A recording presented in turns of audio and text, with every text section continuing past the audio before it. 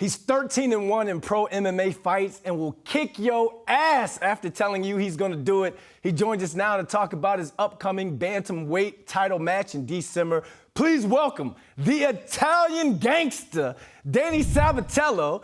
And Danny, look, I've listened to some of your interviews before. People are always trying to tame you and like, hey, can you tame the language? This is the New York Post Sports, SNY, bro. Talk to us. You can talk to us nice on here, man. Be yourself. So let's get into this interview. You've been booed and you have that bad boy villain image, but you love it. You even call getting booed music to my cauliflower ears.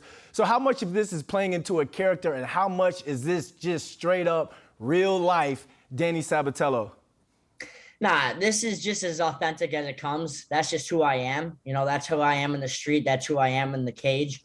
I don't really give a whether people like me or don't like me. And matter of fact, if you're actually neutral, I'd rather have you hate me than be neutral. I like keeping it exciting, and I like just being myself. You know, I think a lot of these fighters out there are and they're afraid to be themselves. They're afraid for people to hate them and not like them and talk trash about them. But I don't really give a you know, people can love me or hate me. It doesn't matter. Of course, I do want to be liked. You know, everybody wants to be liked. So the fans out there that do like me, that's awesome. We're going to keep it rolling. But also the fans that do hate me, you know what? It's also you too, back to them. I hate the guys that hate me. You know, I hate my opponent, but I also hate my opponent's fans. But yeah, all of this is authentic. You know, anybody that knows me knows that this is how I talk. This is how I am. And I like just keeping it exciting because at the end of the day, you know, this is so fun to me. I love going in there and beating the out of someone. And the cherry on top is being able to talk trash all the way up to it. And I'm going to keep doing that no matter what anybody says. That's what I'm talking about right there. Dan, you got me hyped right now, man. But people love real. People love the fighters or the celebrities that are relatable. And you, sir, are definitely relatable. So let's talk about this upcoming fight against Raufeon Stots. You said it's a perfect matchup for me. What do you mean by a perfect matchup? And talk me through how you see this fight going. Yeah, well, for starters, it's a perfect matchup because he's a little so that's what makes it a little bit easier. But in terms of stylistically with fighting, he's not really much of a finisher. He doesn't pose too much threat to me on the feet or on the ground. You know, he doesn't have this crazy jiu-jitsu background or this crazy striking background where he's going to knock me out or submit me. He's more of just an all-around good fighter, MMA, martial artist, good everywhere, not great in one area. So that just means that I can just be free out there. The fight can go wherever it wants to go. I can take this on the feet. I could take this fight to the ground. It doesn't matter. He's not going to finish me either way. You know, my last fight against Leandro Higo, that guy was a jiu-jitsu guy. He was a stud on the ground, so I had to be a little bit careful with the slip up because I know he's trying to strangle my neck. The good thing is with this Stots fight, he's not too good on the ground, so I can do a lot of ground and pound. I can bash his face. I see myself putting my elbow through his skull. Again, and on the feet, he doesn't have any finishing capabilities on the feet. I could kick him in the head. I could punch him in the head, elbow him, knee him. It's just an all-around good fight just because he sucks. I'm so much better than him.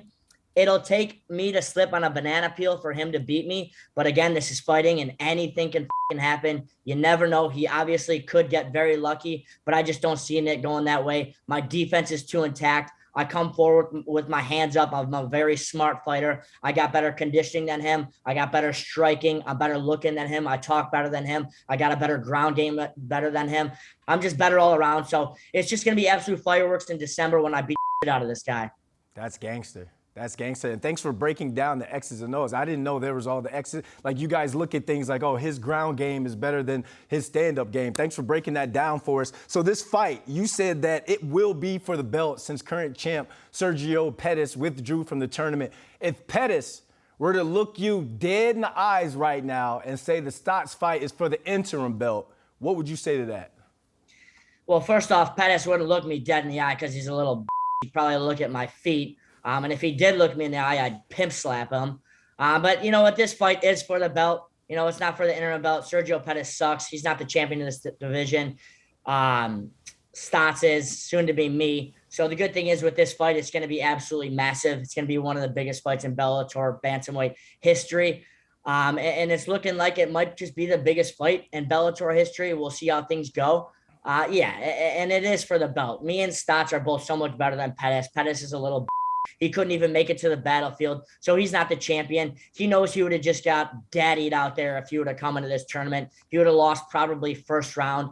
He's not very good. The only reason he got the belt was because he was fighting Kyoji Horiguchi and got lucky with a knockout. He was getting kicked out of him all fight. You know what? And matter of fact, if Pettis wanted to fight me after I beat Stotts' ass in December, I could fight Pettis that same night. So it doesn't really matter to me. Pettis is a little, Stotts is a little. They're all little. All right, I love it, man. I respect that realness. It's Stotts versus Sabatello in the Bantam World Grand Prix semifinals on Saturday, December 9th at Mohegan Sun Arena in Connecticut. Italian Gangster, thanks for joining us, my man. Thanks for having me on.